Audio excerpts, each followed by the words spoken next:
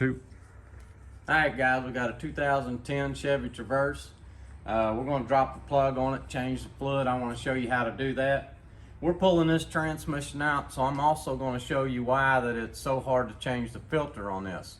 A lot of these transmissions will get a shudder. You'll want to change the fluid and try to fix that, and I don't blame you because putting a converter in it and stuff is expensive. But if you do want to put a converter in it yourself, you really need to split this case apart and put that filter in and clean the system up. This is the plug to drain the fluid out with. It takes 11 millimeter, and all you do, I've done loosened this one up. Like I said, we're getting ready to pull this transmission. We've already started pulling it. And you just drop the plug out and let the fluid drain. Let all of it drain out. You don't have to worry about having the car level or anything like that. It's not going to matter. You just want to get that old fluid out of there and get some new fluid in. So that's how you drain the fluid. When we get this transmission out of here, we're going to restart this video again, and I'm going to show you how to take that case apart and change that filter. All right guys, got that transmission out of that Chevy Traverse. I'm going to show you how to get to this filter and get it changed if that's what you want to try to do. But anyway, it's a little tough. You got the bolts all the way around here. We've already taken them out, and just to show you which bolts it is, you have a dowel pin at the top here, and you got a dowel pin down here. Those dowel pins is about the only place this thing gets will get stuck on this housing.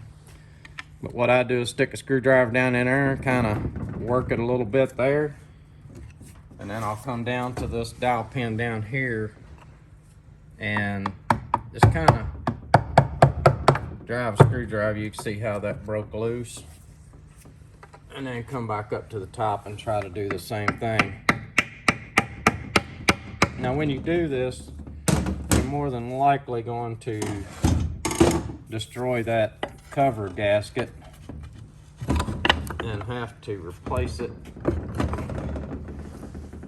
This top one is going to be a little tough here, but I kind of expected that. They usually are. Let's see if I can get him here.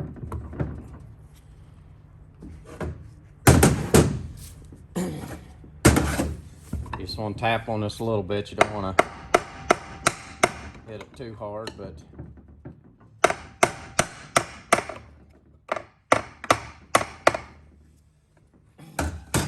I got it broke loose. I'll just run that screwdriver down in there. Alright. So everything should be loose here. Just lift it right up out of there. Turn this upside down, and there's your filter. All right, so here's your filter. We're going to take this off. I like to take the pump off. I've seen people where they can get that down in there without taking it off, but I don't like to do it that way. So let's let me show you here. This here just comes off just like that. Sits back down in there. It's not a big deal. It's not. It'll sit right back down in place and kind of lock in. On your pump, got 3 10 millimeters.